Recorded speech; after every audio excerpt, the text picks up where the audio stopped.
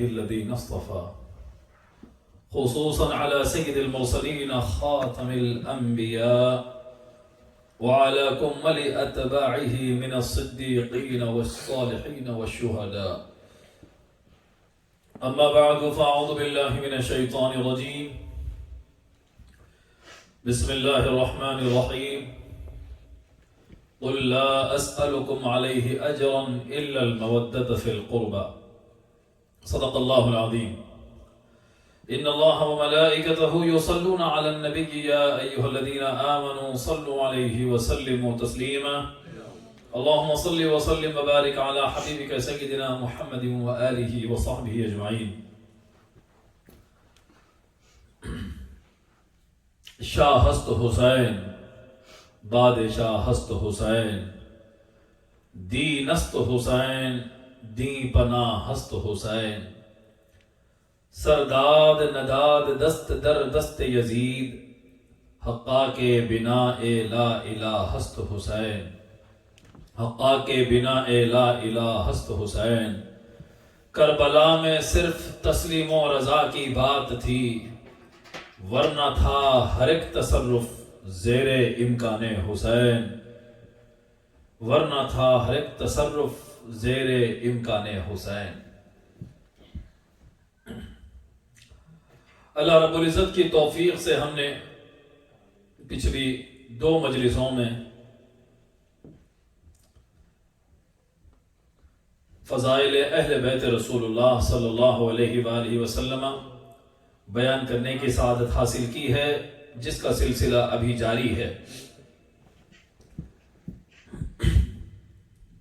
حضرت یعلا بن مرہ رضی اللہ تعالیٰ عنہ فرماتے ہیں کہ حضور نبی کریم صلی اللہ علیہ وآلہ وسلم نے ارشاد فرمایا: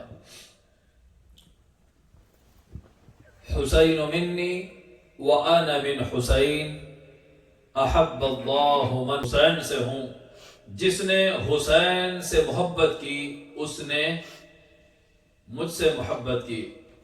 اس روایت میں ارشاد ہوا احب اللہ من احب حسین، اللہ اس سے محبت کرتا ہے جو حسین سے محبت کرتا ہے. احب اللہ من احب حسین. تو ظاہر سی بات ہے کہ اللہ عاشق حسین سے محبت کیوں کرتا ہے؟ سیدھی سی بات ہے، اللہ حسین کو چاہنے والے سے محبت کیوں کرتا ہے؟ سیدھی بات یہ ہے کہ حسین اللہ کے محبوب ہیں. اللہ امام حسین سے بے پناہ محبت کرتے ہیں، اسی لیے امام حسین کے چاہنے والے کو بھی اللہ محبوب رکھتے ہیں. سبحان اللہ. حضرت قاضی عیاض رحمۃ اللہ علیہ کتاب الشفا میں اس حدیث کو نقل فرماتے ہیں کہ آقا کونین صلی اللہ علیہ وآلہ وسلم ارشاد فرماتے ہیں: معرفت آل محمد صلی اللہ علیہ وآلہ وسلم براءۃ من النار. کہ معرفت آل محمد یعنی آل محمد کو پہچاننا، ان کو محبوب رکھنا، ان کے مقام کا عرفان رکھنا، ان کی معرفت دوزخ سے نجات کا باعث ہے. بس ان کی پہچان سے ہی بندے کو دوزخ سے نجات عطا کرنے کا ایک ذریعہ اسے مل جاتا ہے. وحب آل محمد جواز علی الصراط. اور محبت رکھنا آل محمد سے صلی اللہ علیہ وآلہ وسلم یہ پل صراط سے گزرنے کی سند ہے. وہ سند بتائی جائے گی تو پل صراط پر آسانی سے گزر ہو جاتا ہے. جس کے پاس آل محمد کی محبت کی سند ہوتی ہے، سند سرٹیفائیڈ بندہ چاہیے. زبان سے کوئی خود کو ڈاکٹر کہنے سے ڈاکٹر نہیں بن جاتا، بلکہ جب اس کے پاس سرٹیفکیٹ ہوتا ہے تو دنیا اسے ڈاکٹر مانتی ہے. بروز قیامت بھی ہم اپنی زبان سے دنیا میں یہاں کہہ سکتے ہیں ہم اہل بیت کے چاہنے والے ہیں، بلکہ جب ہمیں سند اگر ہمارے پاس ہو، جس کے پاس یہ سند ہوتی ہے، پل صراط سے وہ آسانی سے گزر جائے گا. حب آل محمد جواز علی الصراط والولایۃ لآل محمد امان من العذاب. اور آل محمد کی ولایت، ان کی دوستی، ان کی مودت، ان کا تعلق، آل محمد صلی اللہ علیہ وآلہ وسلم کی ولایت یہ عذاب سے امان ہے. تو جس کو یہ 3 چیزیں مل گئی، آل محمد کی معرفت دوزخ سے برات کا ذریعہ، ان کی محبت پل صراط سے گزرنے کی سند، اور ان کی ولایت، ان کو ولی ماننا، ان کو اپنا آقا اور سردار بنا لینا. ولی کے معنی اپنا سردار. ایک ولایت کے معنی قربت کے بھی ہوتے ہیں، ان سے قریب ہونا یہ دوزخ سے نجات اور امان کا ذریعہ ہے۔ ظاہر سی بات ہے اللہ کی مرضی ہے، اللہ کسی کو چاہے آل محمد کے ذریعے، نفوس قدسیہ کے ذریعے عذاب سے امان دے دے۔ بعض ذہن قبول ایک ایسے ہو سکتا ہے بھائی بس ان کے قریب ہونے سے گناہ بخشے جائیں گے؟ کیا اتنا اہل بیت کا یہ مقام ہم کو سمجھ نہیں آتا کہ بندہ نے گناہ کیے اور ان کی محبت ہی سے دوزخ سے امان کیسے مل رہی ہے؟ تو کہوں گا کہ آپ کو قرآن کی اس آیت سے استدلال کروں۔ اللہ رب العزت نے ارشاد فرمایا ان اول بیت وضع للناس للذی ببکۃ مبارکا وہدی للعالمین فیہ آیات بینات مقام ابراہیم۔ دنیا میں پہلا گھر جو اللہ کی عبادت کے لیے لوگوں کے لیے بنایا گیا وہی ہے جو مکہ میں ہے، برکت والا ہے، عالموں کے لیے ہادی ہے، ہدایت دینے والا ہے۔ اس میں مقام واضح نشانیاں ہیں، مقام ابراہیم ہے۔ ومن دخلہ کان آمنا، جو کوئی اس گھر میں داخل ہوا وہ دوزخ سے امان پا گیا، وہ امن میں آ گیا۔ اس کی تفسیر میں تفسیر روح البیان میں کانا آمنا من النار، جو بھی مسجد حرام میں داخل ہوا وہ دوزخ سے نجات پا گیا، امان میں آ گیا۔ ابھی اللہ کی مرضی ہے، وہ چاہے تو اپنے گھر بیت اللہ کے صحن میں بلا کر عذاب سے بچا لے، اور جس کو چاہے حسین کے دامن تک پہنچا کر عذاب سے بچا لے۔ اختیار تو اللہ ہی کا ہے۔ تو جیسے کعبۃ اللہ کے صحن میں جا کر آدمی دوزخ سے برات اور نجات حاصل کرتا ہے، اس سے بھی زیادہ بندہ امام حسین رضی اللہ تعالیٰ عنہ، مولا علی، سیدہ فاطمہ، اہل بیت رسول اللہ کی محبت اور ان کی ولایت سے بندہ عذاب سے امان پا جاتا ہے۔ اور یہ بھی کہوں گا کہ کعبۃ اللہ شریف کا مقام اللہ کے پاس جو ہے اس سے بڑا مقام ایک بندہ مومن کا اللہ کے نزدیک ہے۔ کعبے کی حرمت سے زیادہ، یہ حدیث رسول ہے، ابن ماجہ میں یہ حدیث آئی، حضور پاک صلی اللہ علیہ وآلہ وسلم نے ارشاد فرمایا کہ ایک مومن کی حرمت اللہ کے نزدیک کعبے کی حرمت سے زیادہ ہے۔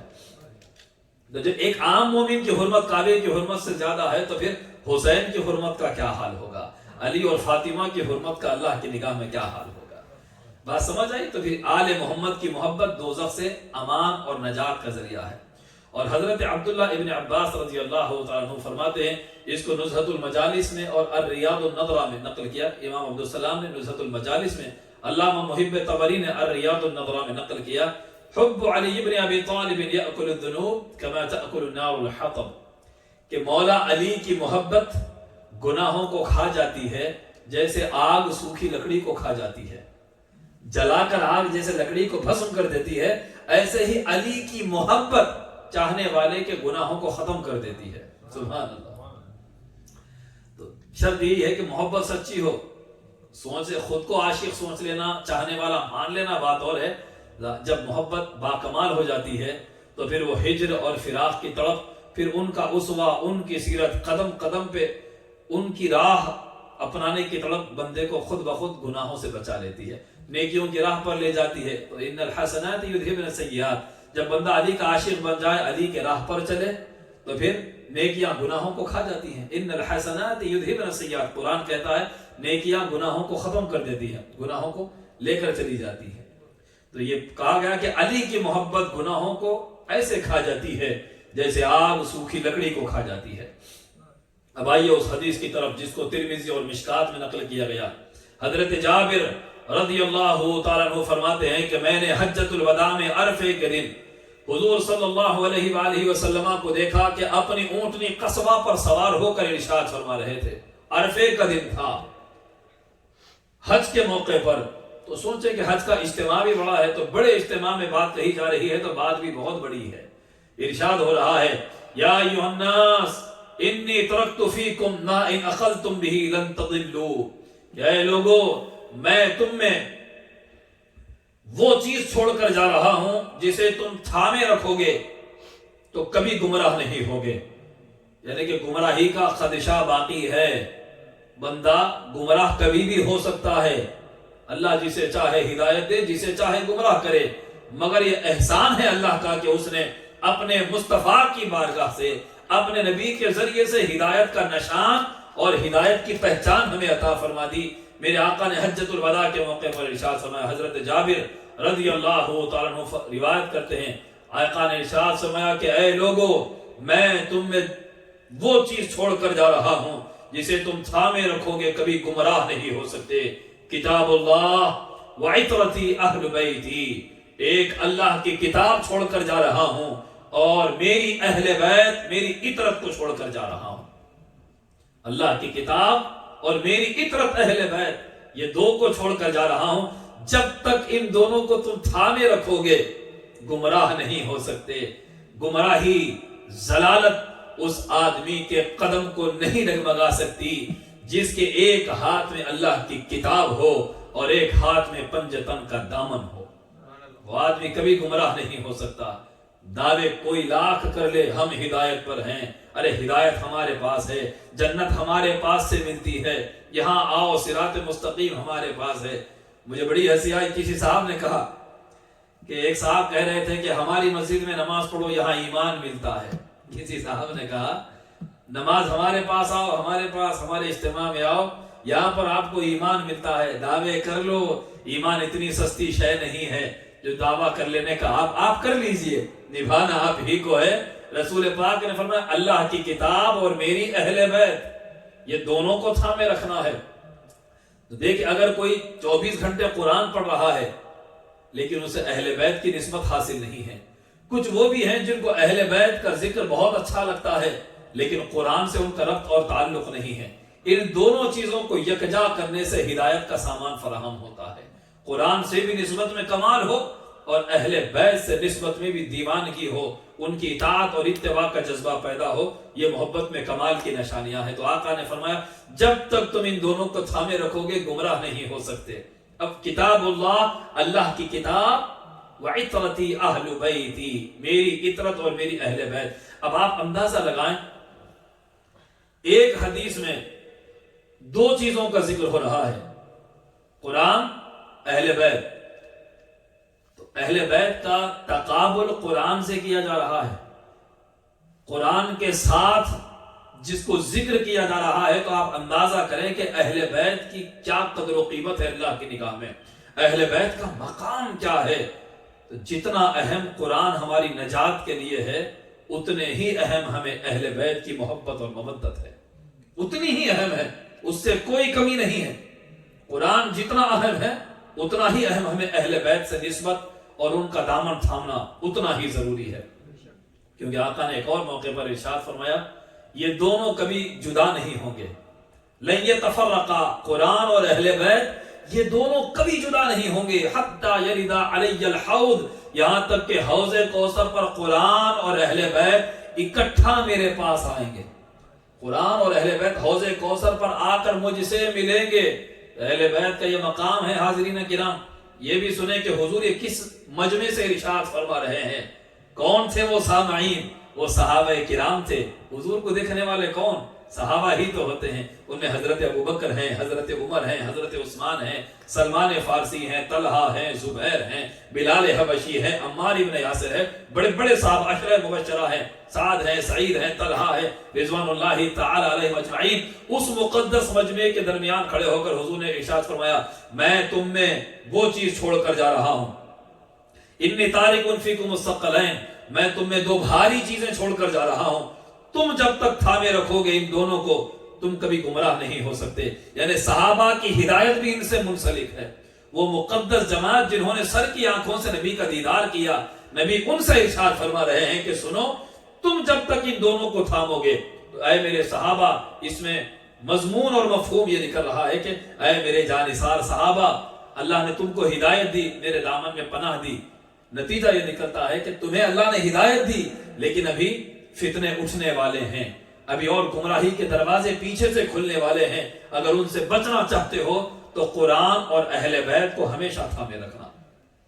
اس کو کثرت کے ساتھ محدثین نے روایت کیا، یہاں ترمذی اور مشکات کے حوالے سے ہم نے اسے بیان کیا ہے. اللہ اکبر. اسی لیے جب ان کی محبت اتنی لازم کی گئی ہے تو اب یہاں مستدرک للحاکم کی روایت ہے، اس کو امام زرقانی نے اور ابن حجر مکی نے بھی نقل کیا.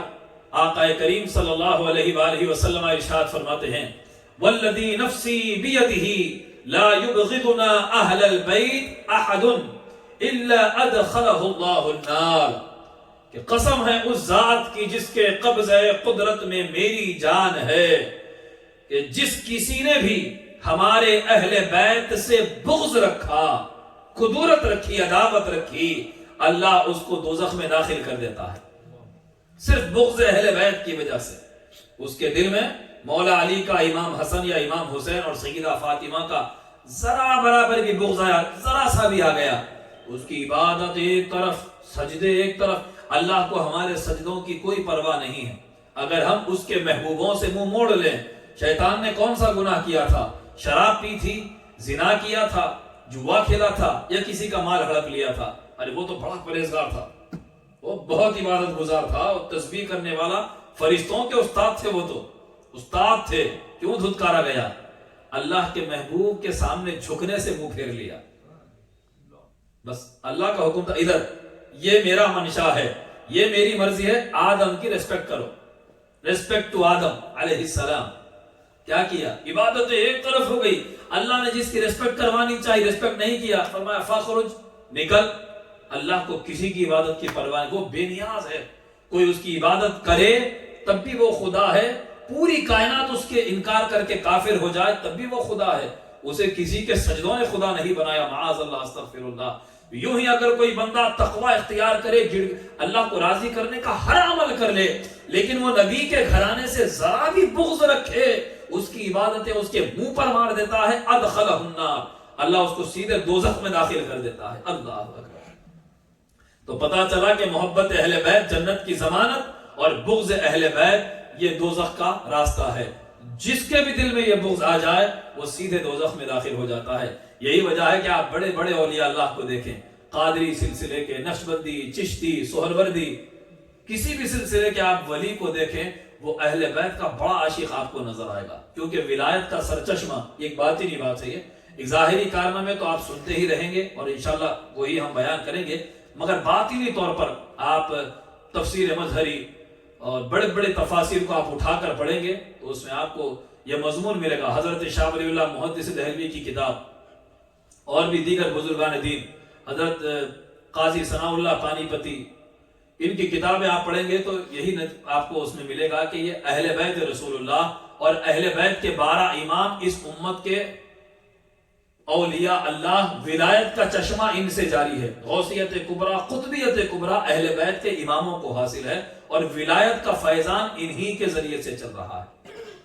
حتیٰ کہ آپ سلسلہ نقشبندیہ کا بھی اگر شجرہ اٹھا کر دیکھیں، وہ پہنچتا ہے حضرت ابوبکر صدیق رضی اللہ تعالی، باقی کے سارے سلسلے مولا علی کے ذریعے حضور تک پہنچتے ہیں، سلسلہ نقشبندیہ حضرت ابوبکر صدیق سے ہوتا ہوا رسول پاک تک جاتا ہے، تو سلسلہ نقشبندیہ حضرت ابوبکر تک جو پہنچتا ہے وہ بھی امام باقر، امام جعفر صادق علیہ السلام کے صاحبزادوں سے ہوتا ہوا جاتا ہے، وہ اور حضرت سلمان فارسی بھی درمیان میں وہاں ملتے ہیں، تو وہ بھی اہل بیت رسول اللہ کے بڑے خاص خادم حضرت سلمان فارسی رہے ہیں۔ تو آپ دیکھیں گے کہ ہر سلسلے میں آپ کو یہی فیضان اہل بیت کا نظر آئے گا۔ ایک مرتبہ حضرت ابوبکر صدیق رضی اللہ تعالیٰ عنہ حضور صلی اللہ علیہ وآلہ وسلم کے پردہ فرمانے کے بعد منبر پر کھڑے ہوئے خطبہ ارشاد فرما رہے تھے کہ امام حسن رضی اللہ تعالیٰ عنہ جو ابھی بچے ہیں، کل تک امام حسن نے دیکھا تھا کہ اس منبر پر نانا کھڑے ہو کر خطبہ دے رہے ہیں، نانا نے پردہ فرمایا، وصال ہوا تو حضرت ابوبکر خلیفہ بنے، منبر رسول پر وہ کھڑے ہوئے تھے، اب وہ شہزادے بھرے مجمع میں تشریف لائے، ساری مسجد میں صحابہ بیٹھے ہوئے ہیں، امام حسن نبی کے شہزادے آئے اور آ کر امام حسن نے فرمایا نیچے اترو، یہ ہمارے نانا کا منبر ہے، نیچے اترو، یہ ہمارے نانا کا منبر ہے، اپنے معصوم لبوں سے فرمایا۔ صحابہ کے مجمع پہ سکتہ طاری ہو گیا، معمولی بات نہیں، ابوبکر صدیق رضی اللہ تعالیٰ عنہ ہیں، اب تو خلیفۃ المسلمین ہیں، نبی کے جانشین ہیں، سربراہ مملکت اسلامیہ ہیں، ان سے امام حسن اب کیا ہوگا؟ شاید حضرت ابوبکر کو ناگوار لگے یا حضرت ابوبکر کے دشمنوں کو ہنسنے کا موقع مل جائے، جیسے کوئی کسی کا ساتھ معصومیت سے کوئی بچہ کہے، دشمن اس کا ہنسی مذاق کھلی اڑاتے ہیں، یہ بھی اندیشہ تھا۔ مگر قربان جاؤں میرے آقا حضرت ابوبکر کی محبت اہل بیت پر، حضرت ابوبکر نے اپنا خطبہ روک دیا رضی اللہ تعالیٰ عنہ، منبر سے نیچے اترے، امام حسن کو اپنی آغوش میں لے کر بٹھایا اور فرمایا فقال صدقتا واللہ انہ لمجلس ابیک، فرمایا خدا کی قسم بیٹے حسن، اے شہزادے حسن، اللہ کی قسم ہے بلا شبہ یہ ممبر آپ کے بابا کا ممبر ہے، میرے بابا کا کوئی ممبر نہیں ہے۔ امام حسن سے فرمایا شہزادے یہ ممبر آپ ہی کے بابا کا ہے۔ سبحان واجلسہ فی حجرہ، اللہ اکبر، فقال علی اما واللہ ما کان عن رأیی، مولا علی نے جب حضرت امام حسن کو حضرت ابوبکر نے بلا کر بٹھا لیا، مولا علی نے فرمایا کہ اے ابوبکر، میں نے حسن سے یہ نہیں کہا، میں نے حسن سے یہ نہیں کہا کہ آپ کے بابا کے ممبر پر ابوبکر بیٹھے ہیں، تاکہ مجمع میں کوئی یہ بدگمانی نہ کر بیٹھے کہ گھر میں اس طرح کی گفتگو ہوتی ہے۔ حضرت مولا علی نے بدگمانی دور کر دی، کہیں کسی کے دل میں بدگمانی آ جائے اور وہ گناہگار نہ ہو جائے۔ تو حضرت ابوبکر نے فرمایا کہ فقال صدقت واللہ ما اتہمتک، اے علی آپ سچے ہیں، میں آپ پر تہمت نہیں باندھتا، مگر یہ حقیقت ہے کہ حسن نے جو کہا یہ ممبر حسن کے نانا کا ممبر ہے، حسن کے بابا کا ممبر ہے، میرے بابا کا کوئی ممبر نہیں ہے۔ سبحان اللہ، اللہم صلی علی سیدنا محمد وعلی آل سیدنا محمد مبارک وسلم۔ اسی طرح کا ایک اور واقعہ الاصابہ فی تمیز الصحابہ میں ابن حجر اسقلانی رحمۃ اللہ علیہ نے اور محب طبری رحمۃ اللہ علیہ نے الریاض النظرہ میں حضرت عمر کے ساتھ امام حسین کا واقعہ نقل فرمایا ہے کہ امام حسین علیہ السلام نے حضرت عمر بن خطاب رضی اللہ تعالیٰ عنہ کو ممبر پر دیکھ کر فرمایا کہ نیچے اتریے، یہ میرے نانا کا ممبر ہے۔ سبحان اللہ، تو یہ شان ہے شہزادوں کی، ان کی ناز برداری خلفائے راشدین بھی کرتے ہیں اور حد درجہ ان کی تعظیم کرتے ہیں خلفائے راشدین رضوان اللہ تعالی علیہم اجمعین۔ حضرت عمر بن خطاب رضی اللہ تعالیٰ عنہ کا دور خلافت تھا، شہر مدائن فتح ہوا، مال غنیمت آیا، تو ہر ایک کو حضرت عمر بن خطاب رضی اللہ تعالیٰ عنہ نے 500 درہم دیے، اور جب امام حسن اور امام حسین رضی اللہ تعالی عنہما تشریف لائے تو ان دونوں شہزادوں کو حضرت عمر نے 1000 درہم دیے۔ تو حضرت عبداللہ ابن عمر رضی اللہ تعالیٰ عنہ نے پوچھا کہ اے امیر المؤمنین، ہم سب کو 500 درہم اور ان دونوں کو 1000 درہم کیوں دیے جا رہے ہیں؟ تو حضرت عمر ابن خطاب فرماتے ہیں کہ ٹھیک ہے، تمہیں 1000 درہم چاہیے، دے دیتے ہیں، ان کے نانا جیسا نانا لے کر آؤ، ان کی ماں جیسی ماں لے کر آؤ، ان کے بابا جیسا بابا لے کر آؤ، ان کی پھوپھی جیسی پھوپھی لے کر آؤ، پھر تم کو جب یہ فضیلت مل جائے گی، ان کی نانی جیسی نانا، چچا جیسا چچا لے کر آؤ تو تم کو بھی میں یہ سب دوں گا۔ پھر حضرت عمر نے آگے فرمایا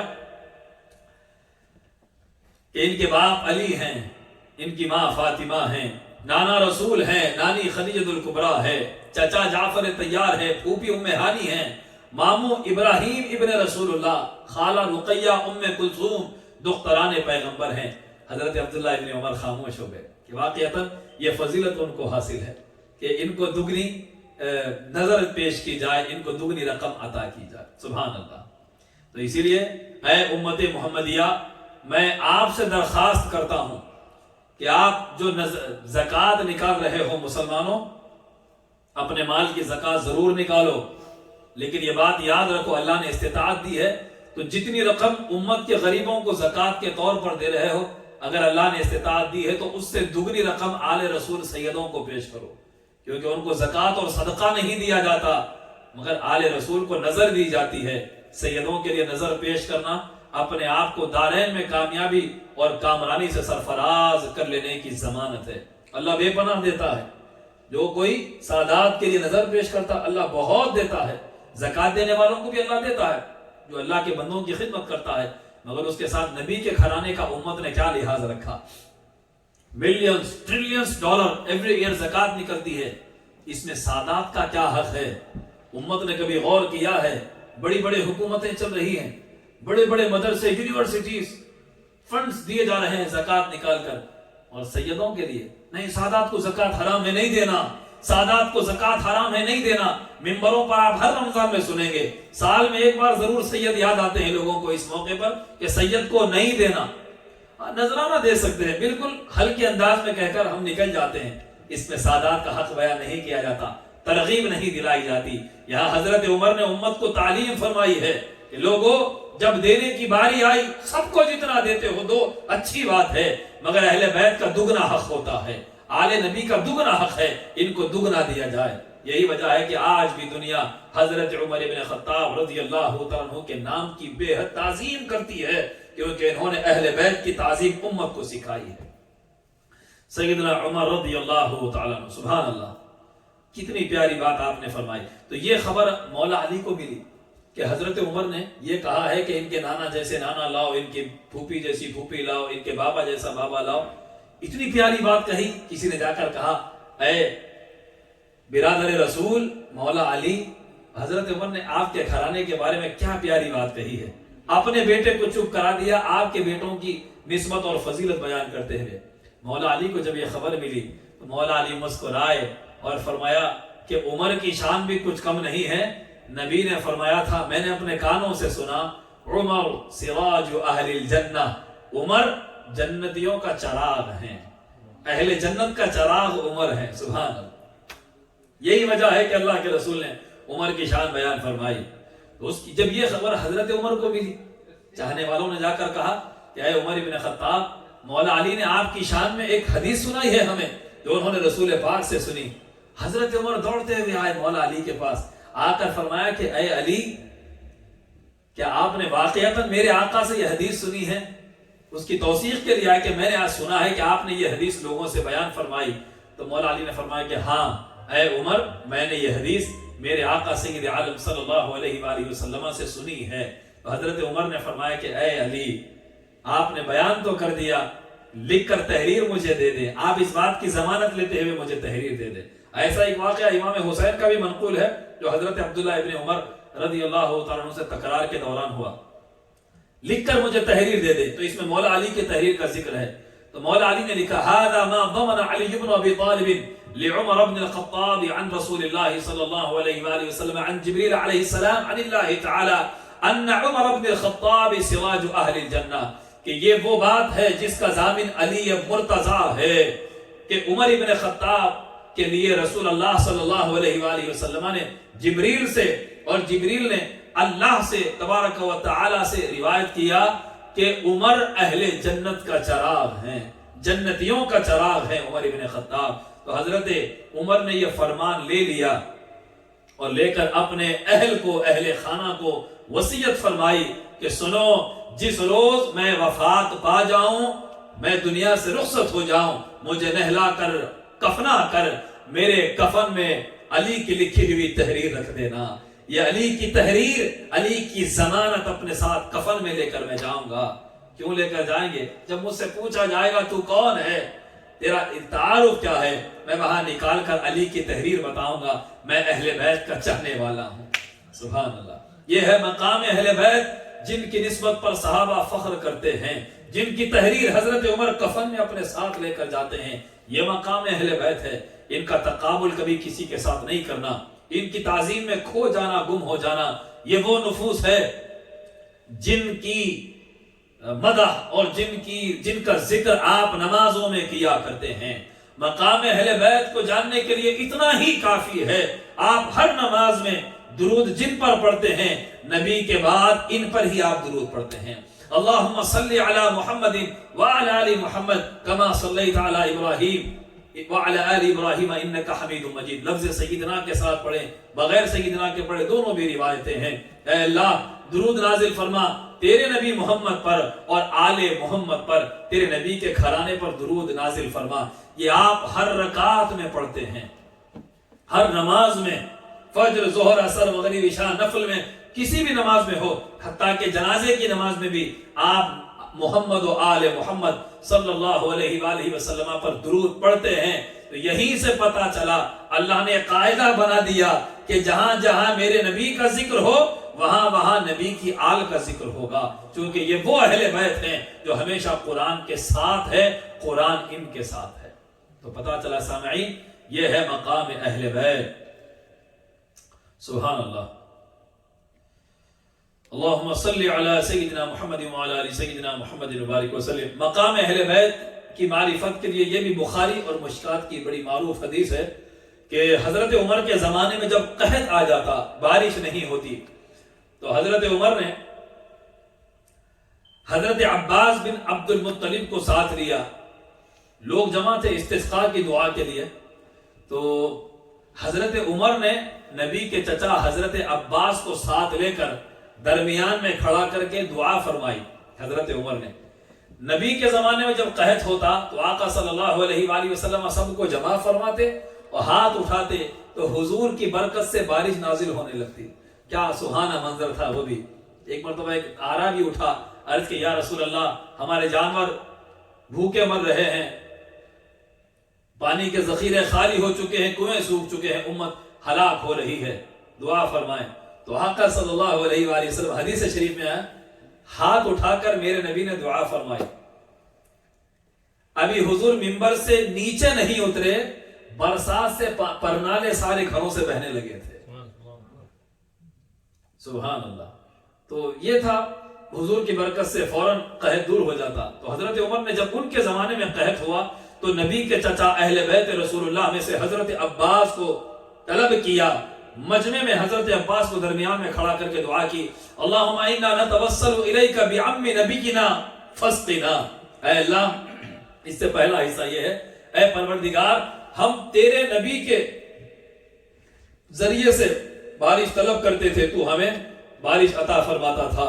اب ہم تیرے نبی کے چچا کے وسیلے سے تجھ سے بارش مانگتے ہیں, ہم کو پانی عطا فرما. اللہ رب العزت نے حضرت عباس کی برکت سے بارش نازل فرما دی.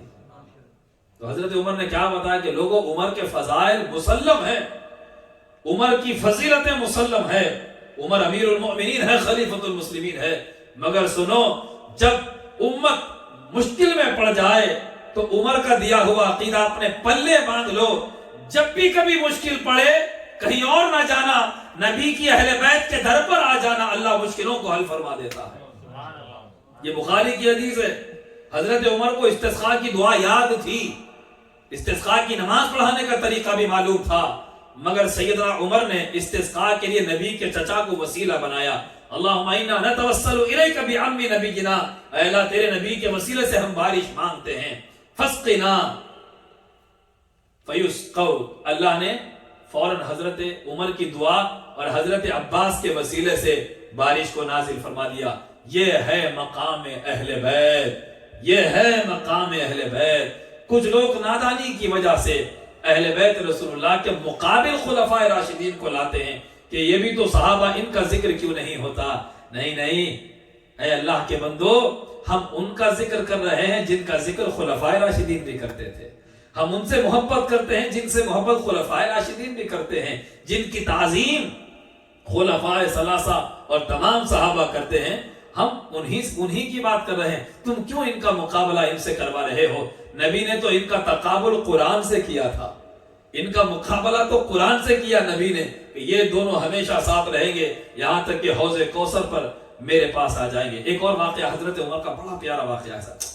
میں نے محبت اہل بیت صحابہ میں جتنی حضرت عمر سے سیکھی ہے, کسی اور سے آپ کو ایسے واقعات نہیں ملیں گے. سیدنا عمر, اہل بیت سے محبت کا دعویٰ کرنے والے کچھ حضرات حضرت عمر سے بہت گریز کرتے ہیں, حضرت عمر کے نام سے دور بھاگتے ہیں اور سیدنا عمر کے بارے میں اچھا گمان نہیں رکھتے. بلکہ ہماری کتب اہل سنت بتلاتی ہے کہ صحابہ میں جتنی محبت حضرت عمر کے سینے میں ہمیں اہل بیت کی محبت نظر آتی ہے, ایسے جان نثاری کے اور عقیدت کے اظہار کے واقعات ہمیں اور صحابہ سے نہیں ملتے. حضرت عمر کا واقعہ ہے, معروف واقعہ ہے, الصواعق المحرقہ میں نقل کیا گیا. ایک موقع پر امام حسن مجتبی رضی اللہ تعالیٰ عنہ حضرت عمر کے گھر پر جا رہے تھے. دیکھا کہ کھڑا ہوا پہرے دار حضرت عمر کے بیٹے کو واپس بھیج رہا ہے, یہ کہتے ہوئے کہ اندر جانے کی اجازت نہیں ہے. امام حسن مجتبی ابن رسول اللہ نے یہ دیکھ کر واپسی اختیار فرما لی, اپنے گھر کی طرف جانے لگے. دربان نے یہ دیکھا کہ امام حسن آتے آتے جا رہے ہیں, عالم شباب ہے, علی کے بیٹے ہیں, شبیہ رسول اللہ ہے, اور امام حسن اگر آ رہے ہیں تو تصور کریں کہ حسن, ان کا روح زیبا, ان کا پیکر, ان کا جمال مبارک آپ دیکھیں تو میں آپ کو ترمذی کی حدیث پیش کروں گا, آپ وہ خاکہ ذہن میں جما لیں. ترمذی شریف کی حدیث ہے کہ الحسن اشبہ برسول اللہ صلی اللہ علیہ وآلہ وسلم ما بین الصدر الى الرأس والحسین اشبہ بالنبی صلی اللہ علیہ وآلہ وسلم ما کان اسفل من ذلك, کہ حسن مجتبی سر سے لے کر سینے تک بالکل نانا کے جیسے تھے، اور سینے سے لے کر قدموں تک حسین بالکل نانا کے جیسے تھے۔ تو حسن آ رہے ہیں تو گویا کہ حسن نہیں بلکہ شبیہ پیغمبر آ رہے ہیں، نبی کا چہرہ آ رہا ہے، نبی کی نورانیت آ رہی ہے، سبحان اللہ۔ تو سامعین ذی وقار، امام حسن مجتبیٰ آتے آتے پلٹ کر گئے، دربان نے دیکھا، حضرت عمر کو خبردار کیا، اے امیر المؤمنین، شہزادے آتے آتے پلٹ کر چلے گئے ہیں۔ تو حضرت عمر اپنے گھر سے نکل کر دوڑتے ہوئے جاتے ہیں، امام حسن کی راہ پر جاتے ہیں، آواز دیتے ہیں، اے ابن رسول اللہ، اے ابن رسول اللہ، اے ابن رسول اللہ، اے نبی کے بیٹے، اے نبی زادے، کہاں جا رہے ہیں؟ امام حسن رکتے ہیں، رکنے کے بعد آپ فرماتے ہیں، آپ کہاں جا رہے ہیں؟ تو امام نے فرمایا، میں نے دیکھا کہ آپ کے بیٹے کو اجازت نہیں ملی ہے، تو سوچا کہ واپس چلا جاؤں، مجھے کہاں سے اجازت ملے گی؟ اللہ اکبر۔ حضرت عمر تڑپ اٹھے، بے چین ہو کر کہا، انت احق بالاذن منہ، ارے وہ عمر کا بیٹا ہے، آپ اس سے زیادہ اجازت کے حقدار ہیں، میرے بیٹے کو چھوڑے، آپ کا حق اس سے بھی زیادہ ہے۔ وَأَنْبَتَ الشَّعْرَ فِي الرَّأْسِ بَعْدَ اللَّهِ إِلَّا وَأَنْتُمْ، اللہ کے بعد اس سر میں جس نے بال اگائے ہیں وہ آپ لوگ ہیں، آپ کے گھرانے کی برکت سے میرے سر پر بال اگے ہیں، یعنی یہ جو عزت ہے عمر کی، یہ آپ کے گھرانے کی برکت سے مجھے ملی ہے۔ اللہ اکبر۔ امیر المومنین کہہ رہے ہیں، یہ بات معمولی بات نہیں ہے سامعین۔ سیدنا عمر بن خطاب نے ہمیں اہل بیت کی عقیدت سکھائی ہے، حالانکہ عمر میں حضرت عمر سے کتنے چھوٹے ہوں گے امام حسن؟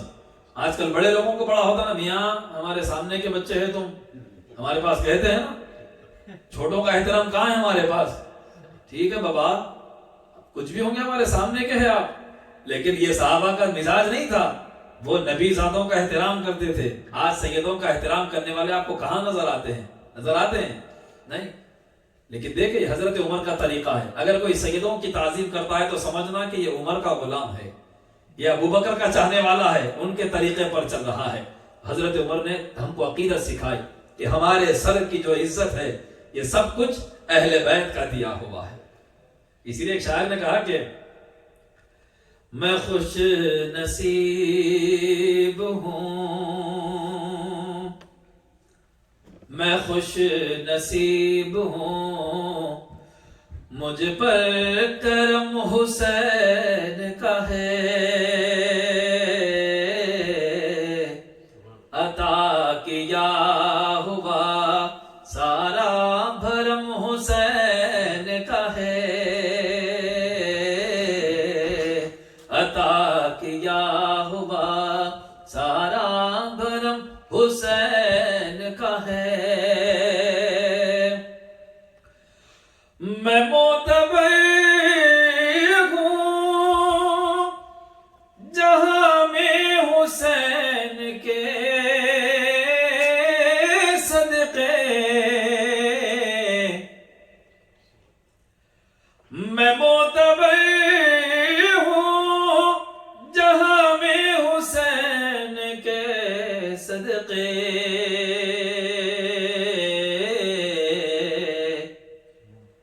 قسم علی کی میرے دم میں دم حسین کا ہے، قسم علی کی میرے دم میں دم حسین کا ہے۔ یہی حضرت عمر نے کہا، یہ ہمارے سر پہ جو بال ہیں یہ اللہ کے بعد آپ کے گھرانے کی عطا ہے، آپ کے گھرانے کی دین ہے۔